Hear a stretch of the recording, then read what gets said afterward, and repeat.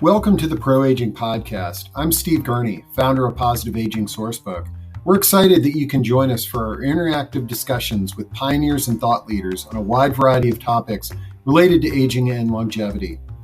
Affordable housing for our nation's aging population is a pressing priority, and home sharing is emerging as a viable solution to address this mounting challenge.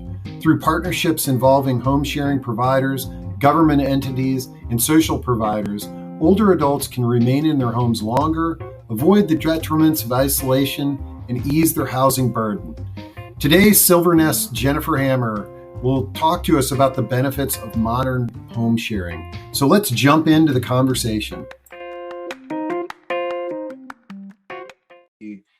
So with that, I am really excited to bring on Jen Hammer with Silvernest, who's going to tell us about home sharing, the growing trend of home sharing, and some of the resources out there, and some of the exciting partnerships that her organization is forging. But before we jump in to the topic of home sharing, Jen, let's get to know you a little bit better. Of course, I'm not sure how many years I've known you, but I feel like I know you pretty well these days. But tell everybody a little bit about your background and what led to you in your current role with Silvernest that specializes in home sharing.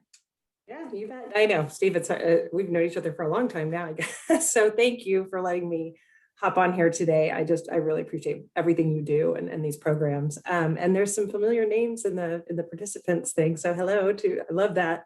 I started out, I was a Navy wife, actually. I moved around a lot. I had a lot of really random jobs. And one of my latest career moves was to kind of get into the senior space. I worked with Matt Paxton for a while. Some of you might know, doing hoarding cleanouts. And then that led to senior move management, kind of downsizing, offshoot. And then I met the founder of Silvernest, which is a home sharing platform. And I took what I knew from downsizing, and I took what I knew from my personal experience of home sharing, because I home shared myself. So I'm not just professionally an advocate, but personally.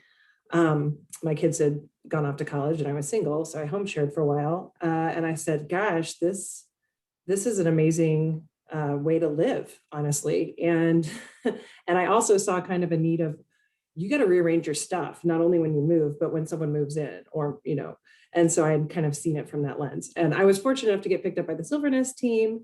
And now I've been with them for a few years, and I couldn't be happier. And I have the best job in the world, which is being on the partnerships team of Silvernest. So I partner all over the country with folks who are interested in scaling home sharing. Yeah, and home sharing for older adults it's not a new concept. I think the Golden Girls were front and center in our lives for many years, and so it's something that people understand. But I think that now more than ever, when we talk about isolation, when we talk about affordability, when we talk about collaboration and what have you, it just makes such sense. But for many people, the last time they shared a home with somebody they weren't married to could have been decades, and so having resources that can make it easier, and like you said, there are some adjustments that need to be made, but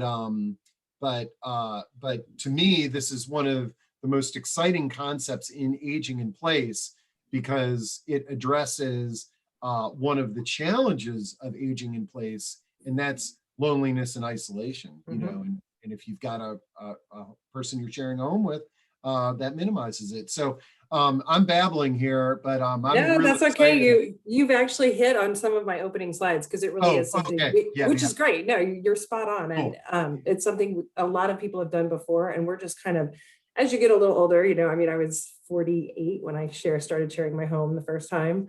You're a little more rigid maybe. And so we just add some layers of information and questions and services that make it a little bit easier to kind of maybe get past, you're not 22 anymore and just, hanging out with a roommate in an apartment. This is your home, and it's a little different.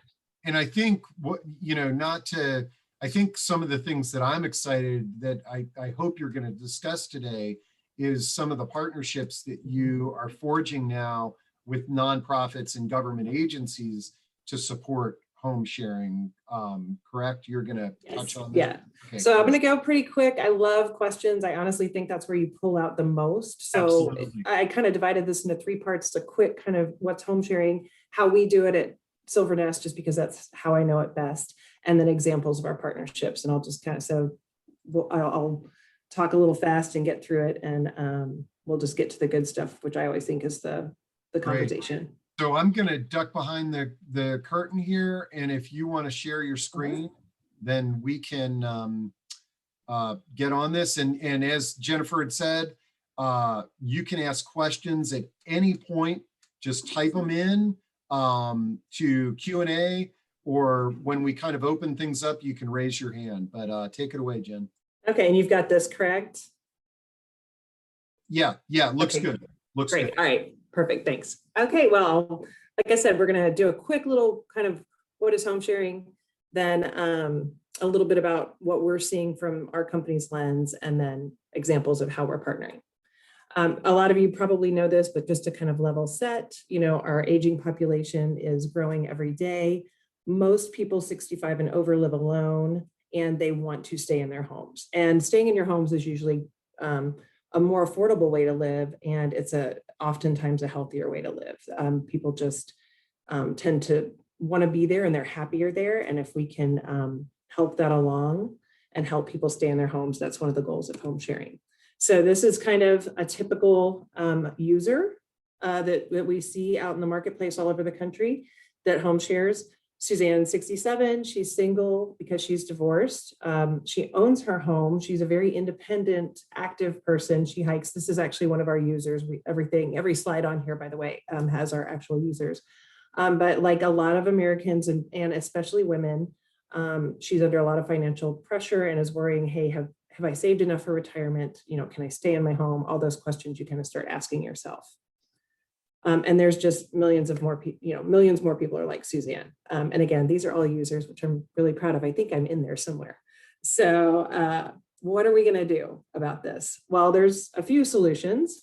Unfortunately, inaction tends to be one. People are just kind of paralyzed. They don't know what to do. And that's the worst solution, really, because it's expensive and it just creates more problems. Affordable housing is a solution. It's being built. It's expensive. It usually takes years, and it's difficult to get land, especially now, and lumber prices. I think we're all watching those go up. So just the costs of new construction are rising, and the difficulty getting those tax credit dollars are really rough. My sister's an affordable housing developer, so I talk to her about this all the time.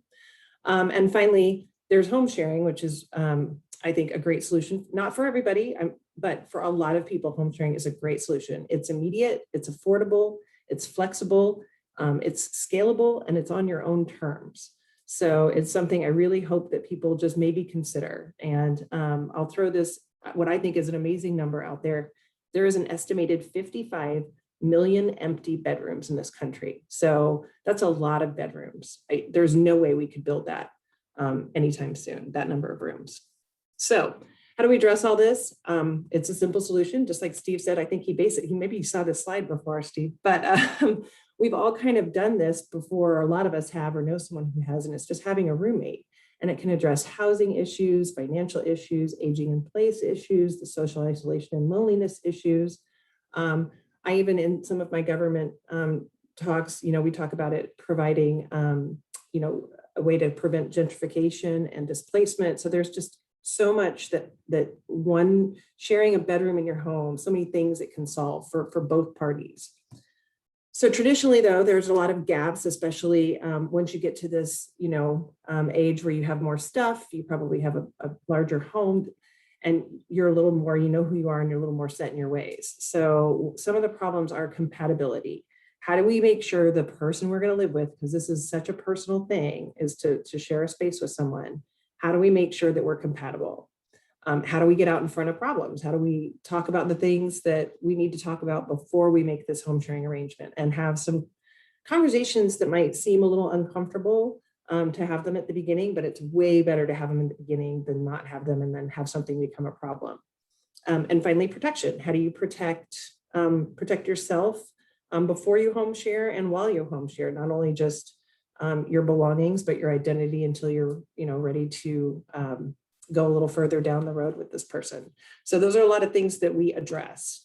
And I'll tell you, and so this is how Silvernest addresses them. But I would submit those are things that every home sharing program in the country that I've seen, a lot are small and localized, but they're trying to address these issues.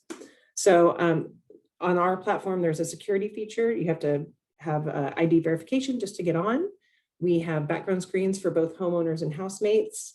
All the messaging is encrypted, so you'll never give away any personal information on our website until you are ready to. Everything's on our platform, so you never leave to go do a background screen. You never leave to find your matches or talk with your matches, or we have auto rent payments, we have insurance coverage. All those things are on our platform, and you're never going off into the ether somewhere unsure of where you are.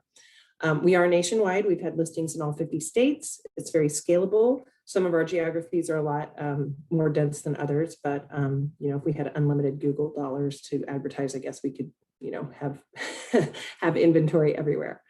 And finally, we're really savvy. We have spent years building this platform, and we're really good at home sharing. It's what we do. So from the very beginning of the process to finding your match, to creating the lease, to the home sharing, to the end, we're there the whole time.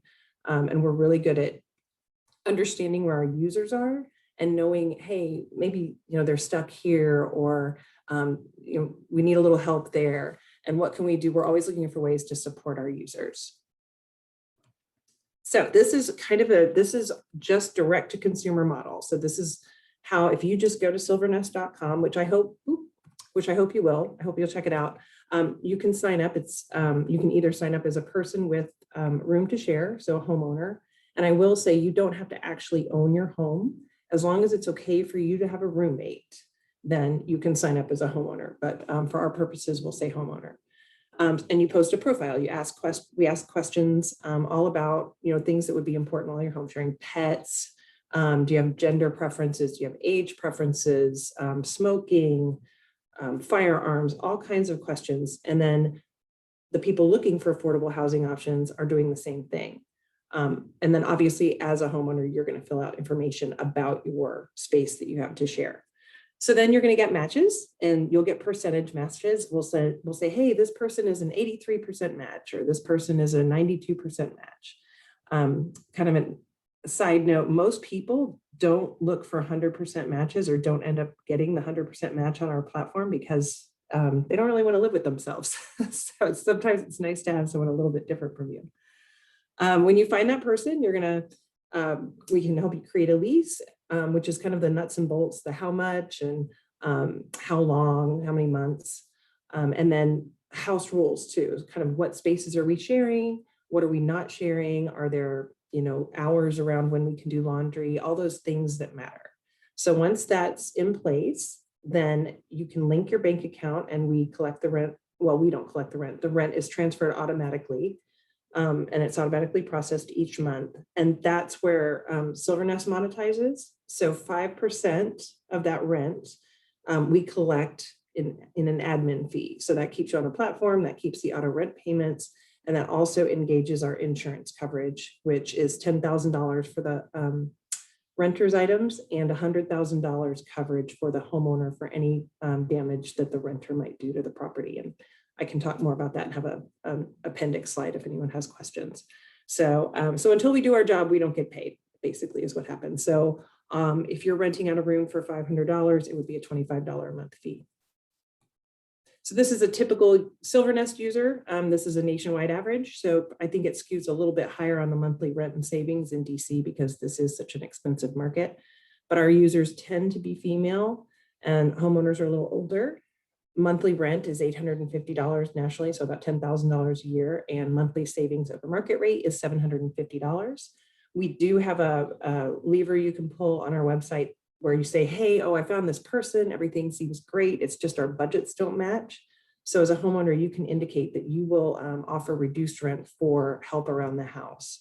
And a side note on that is that's non-licensed, non-medical. This is just stuff I would probably classify as chores. So raking the leaves, walking the dog, things like that. But if you can kind of get that budget maybe down a little bit, or just meet in the middle somewhere in exchange for a few chores with that perfect person, it's a nice thing to be able to do. And then we're seeing a lot of intergenerational opportunities on our website too. But this slide is just representative of our averages. We've had every age on the platform. Anyone 18 and older can be on it. And then any, obviously, males, females, we have all kinds of stories and pairings, and it's actually really fun to talk to our users. So this is just this is a little bit of a braggy slide, but it really does. Steve alluded to this earlier when he kicked me off so nicely, but this is really a healthier way to live, especially with the social isolation and loneliness piece. And I will say, as a personal note, I didn't even realize how kind of lonely I was when I empty nested. I'm pretty outgoing and I had a bunch of friends, but then my kids left and I didn't know what people did on Friday nights because I was always at a high school football game. So best thing I ever did was get a roommate. The income was great. And who couldn't use an extra, $500, $800, $1,000 a month? It was the reduced mental stress is a big deal too, because you just don't realize sometimes when you're alone how much stuff you do on your own. And it's so nice to just maybe have a roommate that wheels in the trash can, or lets your dog out if you're running late, or calls you and says, can I pick something up at Safeway? Do you need anything? All those little things add up and matter a lot. So I just really want people to keep that in mind. Sometimes it really can be a fun way to live. And it really is just another choice. This platform will never tell you who you need to live with. We'll never tell you that, you need to charge this much or anything. We're a tool. We're going to put a lot of things in place to help work through the home sharing process, because it can be a big change. But at the end of the day, this is your choice. This is an empowering thing. I think when there's more choice, it's more empowering. It might not be for everybody, but gosh, if it works for 20% of the people that come through, I'm happy that 20% of the people found someone to live with and to save money and earn money and find just a new kind of expanded way to live your life. So this is just some impact at the bottom. We've rented well over 11,000 rooms now. The savings and income is at 54 million. And we did a very, very modest estimate of healthcare reduction costs, because it costs about $1,600 into Medicare for social isolation and loneliness. That's what they're kind of averaging right now, is that expense. So this is just to give you some ideas. I think this is where the fun part of partnerships is because you can go, who can I help and how can I help them? Obviously, older adults and empty nesters are great.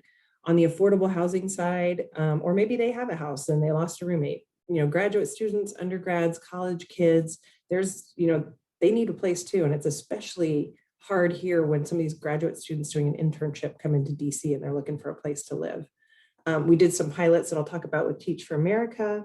And we even repurposed one of our partnerships for the wildfire evacuees up in Portland. So people were displaced from their home and they said, hey, why don't we use home sharing as a way to help out those folks that are displaced? So it's real impact, and it's really fun to just think through how could sharing a room help somebody some way. So last part of this, I'm going to go through a few examples. I think I have 4 here, and I'll do them quickly, but this was, I alluded to that on the last slide, the Teach for America pilot back in 2019 in Denver. Our platform, we learned how to badge folks. So we partnered with Teach for America, which is part of AmeriCorps, if you're not familiar, and spread the word about this program, and it was really successful. We had 20% of our Teach for America teachers placed. We badged them with AmeriCorps Teach for America badges, so because people were actively looking. I mean, they were saying, how can I host a teacher in my community? And some of the stories, my favorite one, it wasn't Lana and Nishay, it was another girl named Denise, but she said she'd never driven 700 miles anywhere by herself. So she drove 700 miles to Denver. And instead of going into an apartment that was empty and she had to set everything up, she said her host, Marnie, was waiting there in the driveway for her and had dinner and, fresh sheets and towels on the bed, and was so happy to see her. And she said it just lowered every bit of her stress level and she knew her year was going to be okay. So anyway, we all kind of cried the first time we heard that story. This was Homeshare Oregon. This partnership has been great for us. Homeshare Oregon is a statewide partnership.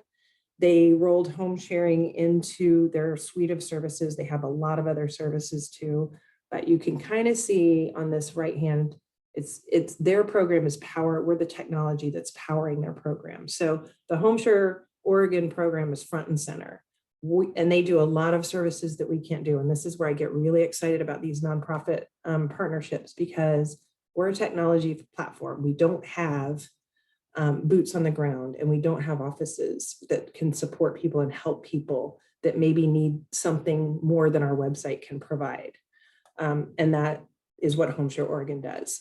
And they do it statewide. They can get to people in rural communities. They can get, support services that maybe home sharing wasn't right for someone, but now they have them. They know that they need something, and they can provide other services for folks that come in through their website. So, but for the people that sign up in home share, we do that, and we do that very easily. It's so many programs were pen and paper, and it was just laborious and took a lot of time.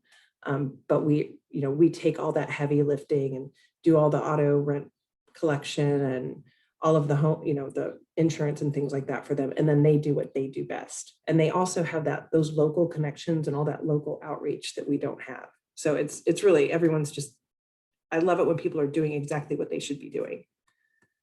Homeshare South Bay is a little different. That is a direct partnership with a government, a council of governments, actually. It's around Los Angeles, California, and it's not in Los Angeles. It's actually cities and counties right outside of Los Angeles, 14 of them. And we've been talking to them for a while, and they were really, really focused on homelessness, as they should be. So we said, well, once someone is homeless, honestly, that's not someone that Silvernest can help anymore. That's a set of services we can't provide. But how about if we prevented homelessness? Wouldn't that be a better thing? If we kept people in their houses, if we kept them from losing their houses, or we found affordable housing, that they couldn't find. And they said, I love them. They're so innovative and so progressive. And they said, yeah, let's do this. And so we're funded under homelessness prevention innovation funds. And so we see this as a way to catch people upstream and keep people housed and keep them from ever being homeless. Because once you're homeless, that's just a whole new ballgame and just terrible. And finally, this is our most recent partnership. I love this one for so many reasons. A lot, I love that it's up the road. The team is amazing. HIP Homes is Housing Initiative Partnership, actually is the nonprofit that has a home sharing program, and they just had so much vision. And as did Montgomery County. We worked with them. Montgomery County issued an RFP. They awarded it to the Housing Initiative Partnership, and they just launched in 2021. And it's just been an absolute joy to watch this thing take off. And it's HIP is Housing Counseling Agency, HUD approved Housing Counseling Agency. So they know this is where I talk about that perfect marriage. Everyone's doing what they should be doing.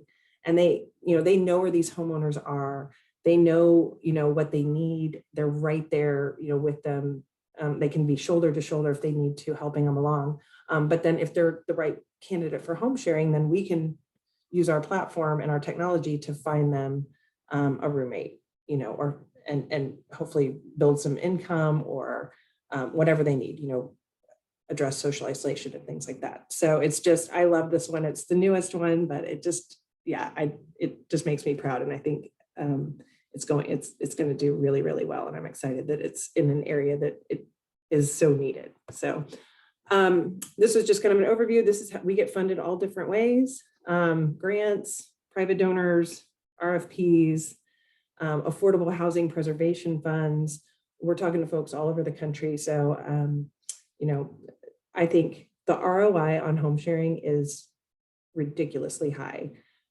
Average build of one unit of affordable housing, not a building, but one unit in a building is usually around $250,000 or $300,000.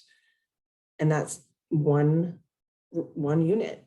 What I can do with scads less money is help a lot more people very, very quickly. So I guess my ask before I stop here is, if you have any ideas or you want more information, or if you know somebody, if you know a program, please contact me. It's jennifer@silvernest.com. I love what I do, and I love figuring out ways to help people find affordable housing and stay in their homes and earn extra income. So I'm going to stop there. And wow, this is great. And we got a ton of questions that are coming in. So we always like that because that really takes the discussion to a different level. But just, this is great. So I'm just going to start jumping into these questions and just remind everybody that if you want to type in a question, type it into Q&A or raise your virtual hand and we'll bring you on and you can just ask a question or share a topic. And actually, if there's anybody in the audience that has experience home sharing, love to hear from you too. Like, what are some of the good and challenging things that have occurred in that environment? Okay, so first question is, how long has Silvernest been providing this service? We have been since 2016. We started in Denver, so that's actually one of our best markets still because that's where it was founded.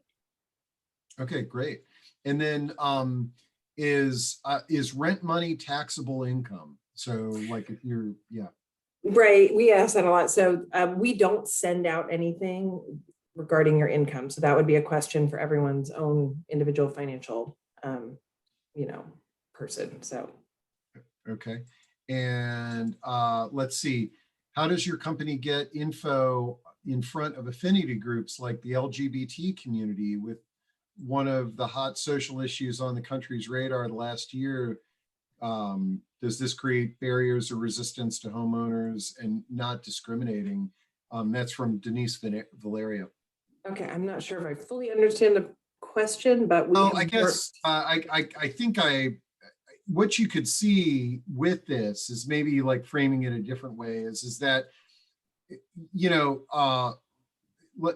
if somebody wanted to share their home with somebody that had similar interests and backgrounds, like, is there a way that you support matching? And the opposite of that would be, putting somebody in an area where they might have conflict. And I as opposed to LGBT, I mean, maybe pets are another thing that you could sort of address there. Right. So I think I see where you're going with it. So, so compatibility, right, is the number one thing we do. Nothing else on our platform is going to work if we don't address the compatibility piece. That's why it's first. That's why you build a profile. That's why it's full of questions and questions around gender identity and things like that. And you don't have to disclose them, but of course, disclosing them is helpful. We've had, I don't know how familiar you are with SAGE, but I'm in, good contact with SAGE. It's an LGBTQ national elder advocacy group. And we've had them look through our platform just to make sure we weren't missing anything and to make sure we were being as, sensitive and as inclusive as possible. And this was done 2 or 3 years ago. And we continue to, work with them to make sure that we're always being as kind and as, inclusive as we can possibly be, because this platform's for everybody. So, and finding that person is what we want you to do. So that's key. Let's see. Okay. Well, and Denise commented, she goes, I just looked at your website. It's great and full of so much info. So everybody, go check out Silvernest. Somebody's asking is how new is the Montgomery County program?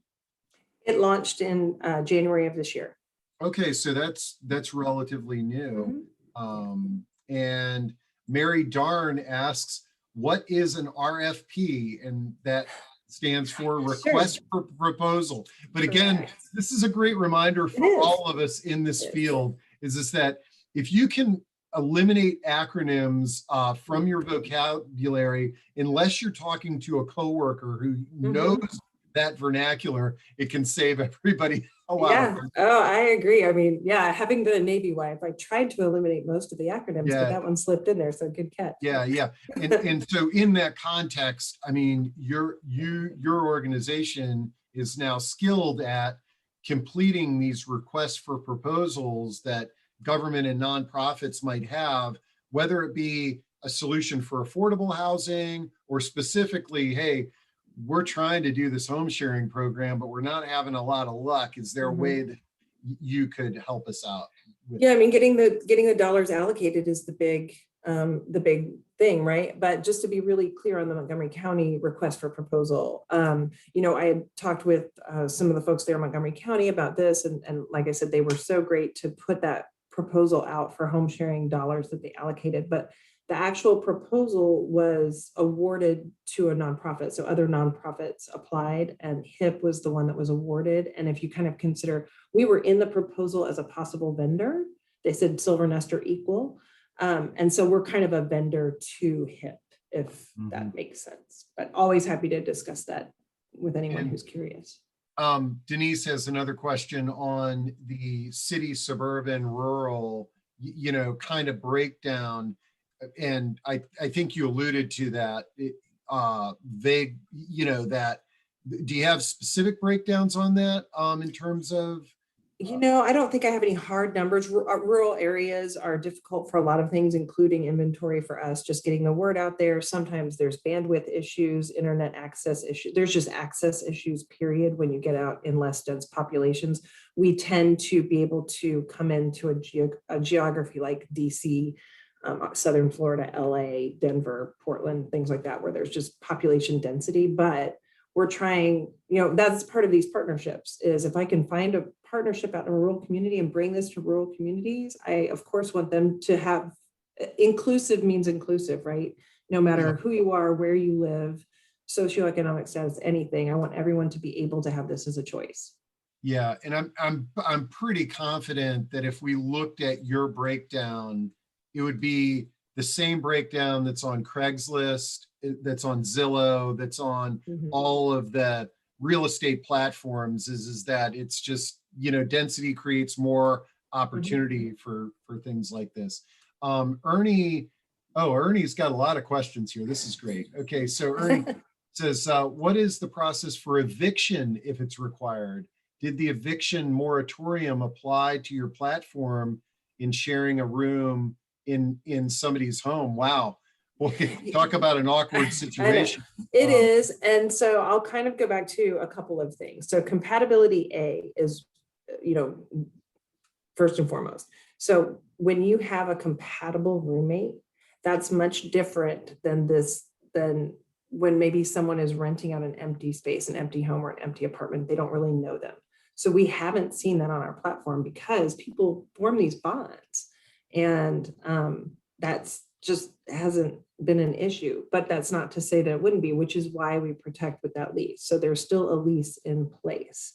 Now, it's like anything, kind of like I said on the tax question, if there's any kind of legal issues and it gets down the road, I mean, you need to do what you would normally do in that situation, and probably, contact some type of legal aid. If there's criminal activity, you contact the police. If there's financial questions, you contact your tax, preparer. We're just basically, if you just look at us as this really, really good information tool. And people can call you and bounce ideas about this. Oh, sure. I just glanced into comments. I'm still working on Q&A. I didn't, but a great question in comments from Barbara Tobias. If you are a homeowner and looking for a roommate that can help you with some tasks, is the first step setting it up in the profile. So the cool thing about your platform is that you could sort of set a rent price, but then if somebody would help mow the lawn, grocery shopping, things like that, they could earn a discounted rate, correct? Correct, yeah. So you can put that in the very beginning of your profile. And there's also, even if you don't indicate that in your profile from the beginning, you can always go back and change it. Or, we do have a ton of, FAQs and blogs and tips on how to negotiate rent. And that could be something you go, hey, do you have a dog? I could do some pet sitting for you if you're a business traveler. Sometimes people just don't think of it. And that's where we do a lot of these conversation starters of, let's talk about this. I saved so much money when I traveled for business because my roommate watched my dog. I think that was the biggest win for me. My dog was happy and I was saving money. So. Oh yeah, that was amazing. Yeah, I mean, the last time I had to do that, it was like, not cheap to have somebody either walk your dog or to board your dog. In fact, I think my dog, I was spending more for my dog than I was on the hotel rooms that I was traveling. It's crazy. And they don't give you any doggy like walk-in points. Like at least you get like, hotel points. Let's see. How does the home sharing process work with COVID-19 screening? Like any sort of thoughts on that? Yeah, actually, and I can, that was part of my appendix, which I'm happy to share really quick. I can, Sure. I'll show you guys. Let me find I'm being a little wonky here. One sec. And let's see while you're doing that. Yeah, let me this is our COVID conscious. So we did like 2020, everybody, right, had to kind of do whatever they needed to do to pivot their business, their personal life, whatever it was. So we said, hey, what's going to happen to home sharing? Is there going to be even interest anymore in what we're doing? We found out, yes, there was more interest because people did not want to move. They said, I'd much rather get used to one person than move into, a big community at the time. And so, and then we surveyed everyone kind of where they were at too. We surveyed people who'd just gotten on the platform, were looking, were home sharing. And the stories that came out of that were pretty amazing. I had people say, I don't know how I would have gotten through stay-at-home orders without my roommate. Other people were like, I'm so glad I have a roommate because I've been furloughed or, I got my hours cut or whatever. There was a lot of, very few people had stopped looking to home share or were, didn't want to home share anymore. But we did say, hey, the other thing is, and it's getting less now as things change, and this might change a little bit too, but we did add a COVID conscious badge. So that's part of the profile matching too. There's onboarding questions just around like, how do you feel about mask wearing, quarantining, visitors, cleaning, all those kinds of things, because that is part of what you want to be compatible with. So once you fill out that questionnaire, there's a little thing that says, hey, I filled out my COVID conscious badge, and we match people based on that. Yeah, that's great. That definitely helps with the compatibility is having those questions there. So let's see, Ernie, another question. Does the program allow the homeowner to maintain their own furnishings versus the roommate bringing their own furnishings? That's up to you. I mean, that's up to you and the housemate. Okay, so it does. Yeah, I could totally see that in terms of, hey, look, my preference is you use all the furniture that's in this bedroom so that we're not moving stuff in and out, and then you put your stuff in storage if that's. Yeah, I've seen it both ways. I've seen people that say the room can be furnished or unfurnished, you can bring things, you can, and that's really where, these are two adults deciding, because this has to work for the homeowner and the housemate like this, and we facilitate those conversations, but that's for you to decide. I will say one of my favorite ones, this woman said, well, I don't know. She said, the one thing is I want my kids to come back for Christmas. She said, I have a 4-bedroom house, 90% of the time it's empty. She said, but my kids usually come back and I host Christmas. And I said, well, put that on your profile. And sure enough, she found a housemate that said, I don't want to be at your house at Christmas. I'll go home. And so it works beautifully. Like they're 3 years now. They've been home sharing. Oh, that's great. Yeah. So you get to decide what you want to do is what happens on this. Let's see. Ernie asks, what is generally covered by the insurance policy for the person sharing versus the person that is the roommate? Sure. I got a handy dandy slide for that too. How about I just share that? So it's one of its, I don't know that anyone else does this quite. We've spent a lot of time getting this insurance coverage in place. So it is automatic. There's no deductible, and there's no application fee. The home sharing coverage is automatic once those rent payments start. So the very first rent payment engages the insurance. The $100,000 sits on top of the homeowner's insurance, so it would engage first. But it's only for damage that is from the housemate, from the home sharing agreement. So, a tree falling on your roof, we're not going to cover that, right? But the housemate leaves the bathtub running, that's a different story. $10,000 in protection for the housemate's items, same thing, no deductible, no application. First rent payment, it kicks in. And there's a ton in our terms of use, which, if you want to really dig in, like anything, again, if, there's a lot of policies out there. I'm no insurance expert. So, I tell you what, Jennifer, you may have broken a record on the amount of questions that we've got here. So just buckle in and we'll get through all these folks. And if you have to jump off early, No, I built in time. So yeah, no, I'm talking to the attendee. Okay. Yeah. We're recording this. Okay, so let's see. Does Silvernest users allow for in-home caregivers to come in to assist a housemate? So let's say that somebody is assisting, is living with an older adult, and there is an in-home caregiver that comes and visits. Like, have you encountered that scenario? I don't know that I've specifically encountered that, but I mean, it's not ours to allow or not allow an in-home caregiver to come. Mm-hmm. I tell you, you can see where I think one of the exciting things about this is that if we shift it into sort of the elder care space, where maybe there's an older adult that needs some assistance, doesn't want to leave their home. The home is, large and unoccupied, and they have a caregiver, a paid caregiver that comes a few days a week. But now they have a roommate who, in their agreement, part of it is that I need a little bit of assistance, and in exchange for reduced rent. You could see where some of those agreements could start coming together, and that gets really exciting. Yeah, I mean, so on that reduced rent, I mean, we say, hey, this is for the chores, not for, caregiving. This is not a caregiving play. But I've talked to some really, I'm in early talks with a really great home care company. And, we're talking about, hey, how can we leverage what we're doing to help people who do have in-home care pay for it, right? Because it's not less, it's a way to help pay for that in-home care. Teresa Berger says, who might you be working with in the South? We need this so badly in, say, Atlanta. And yeah.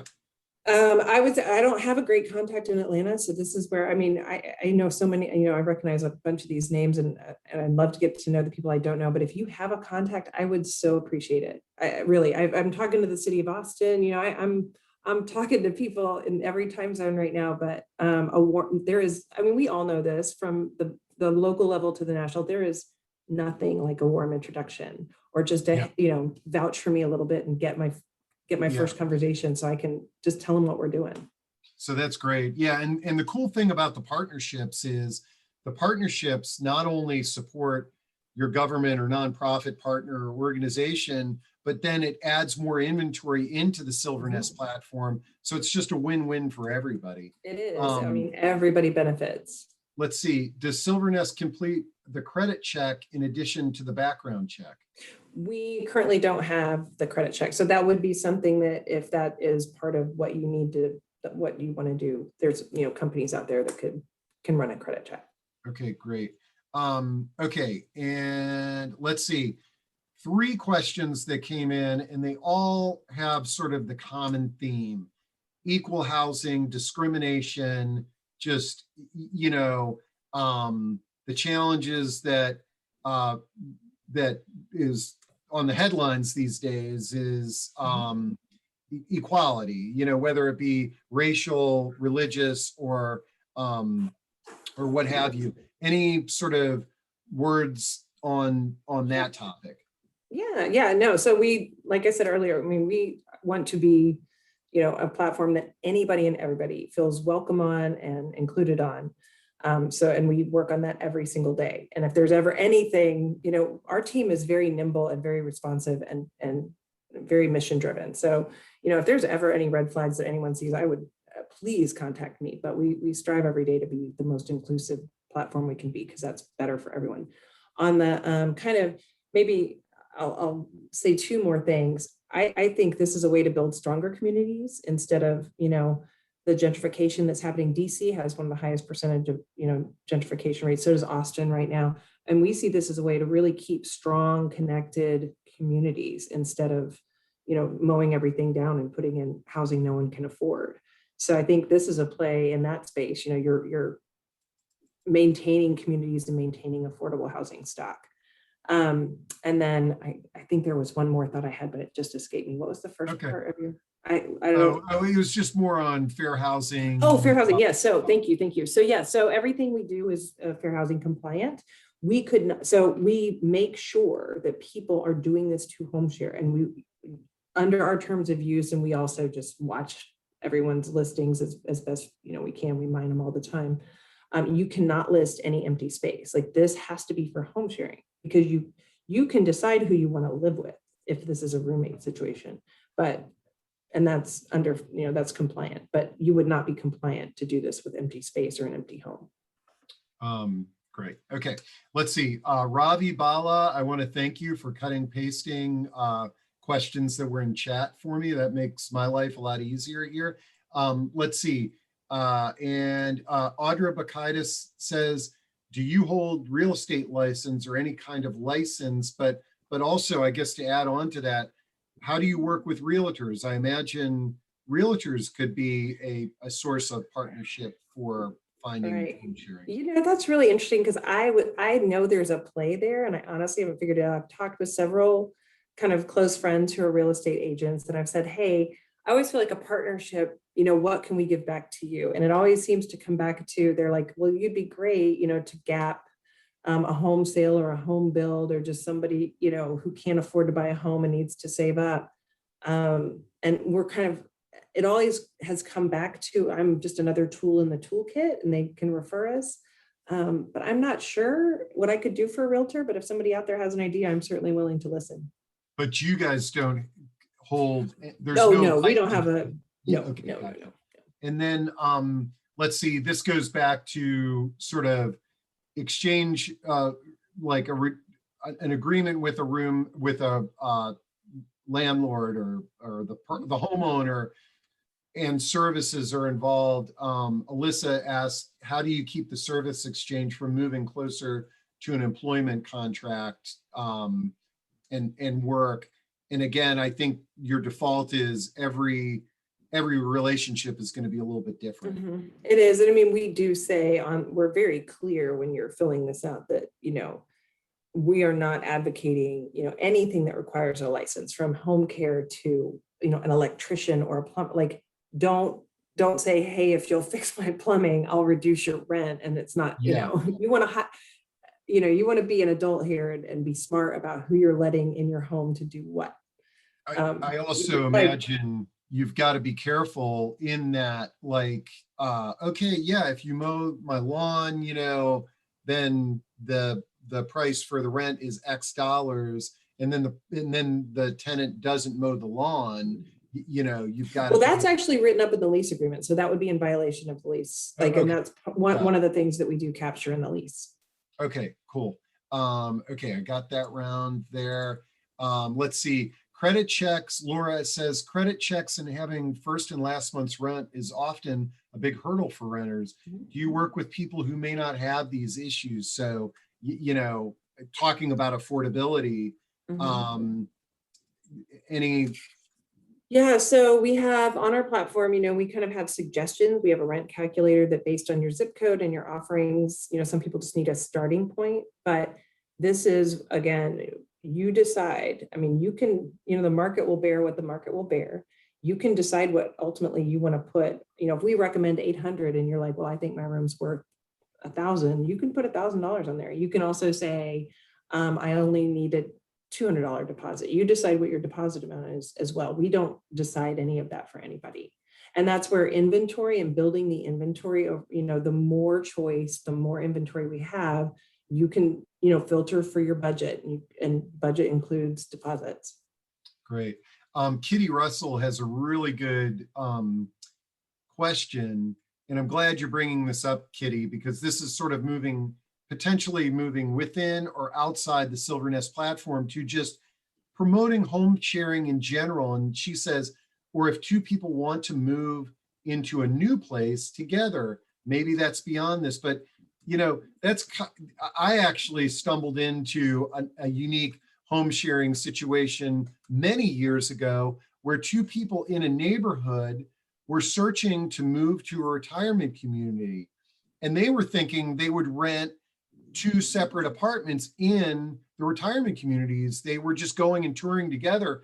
And then one time they showed them this big, 2-bedroom, 2-bathroom suite, and they realized, Like, wow, we'll just move in together, Yeah. And that's more of the concept of friends, sisters, brothers talking together. And it's like, hey, let's go out and get a luxury apartment and rent it together.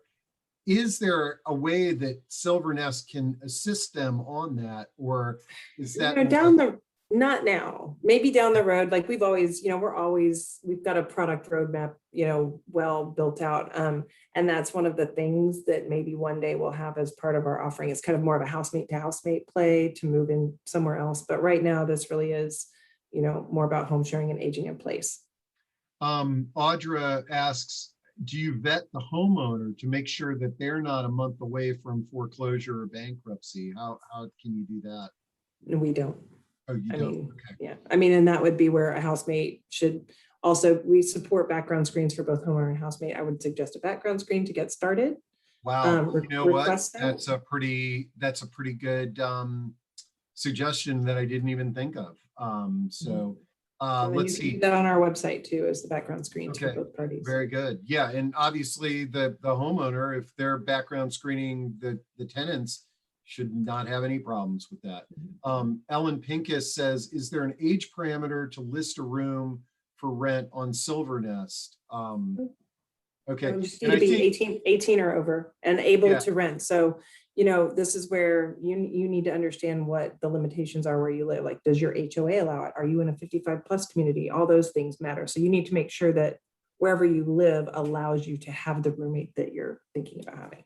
And your platform is not age exclusive, but it's sort of age, let's call it age targeted, is that there's a lot of older adults who are sharing their homes and it's a niche, but there's not an age limit either way. Yeah, we've had 20 something homeowners on there, and one of I was actually here in DC. She wrote in her profile, she said, "I'm sick of the weirdos on Craigslist," and so she was on. So you can certainly do that. We just focused on this 50 plus population. Our founder built this whole platform, like a lot of entrepreneurs and founders do. She built this because her father had died and her mother wanted to stay in the house. They lived in 2 different cities, and she said, my mom needs a roommate. And I see what's happening with our population. And that tends to be who has the room too, is this population. No, that's great. Okay, let's see. Janie and Tony are asking about specific geographic areas. Let's see, Southwest Florida and Washington State. Any partnerships brewing in those areas? We have a nice partnership with Sophia, South Florida Institute on Aging, and we have nice inventory down there, but I'm really trying to get some of the other cities in Southern Florida to kind of, Broward County is, on everybody's radar. Orlando has some interesting things going on with just that city is just unusual anyway, with the tourism and things like that. So, but really our one partnership is with Sophia, which is a nonprofit down there. And then Washington State, I'm actually talking with the city. I'm in talks with the city of Seattle. I have another call with them tomorrow. So we're trying to make it happen up there too. Well, we got through it, and we only went a minute over 1 o'clock, so this is perfect timing. Lots of great questions. Thanks to those in the audience that make this and all of our discussions just so interactive and informative. And don't worry, I'm going to share all of Jen's contacts. I dropped it into chat, but I'm going to share her contact information so you can reach out to her. We'll have a recording of this, and just keep us posted, Jen. It's awesome what you guys are doing, and I really hope that this is a movement, home sharing for older adults, that becomes much more widespread and well known. I think we're just at the beginning stages of No, I appreciate it. Thank you. And it's so much fun, and it's empowering to just live how you want to live for, even if you just need to do it for 3 months, you can put that on there. Dip your toe in it for 3 months. Well, I love that. Was it AmeriCorps or what was Teach for America?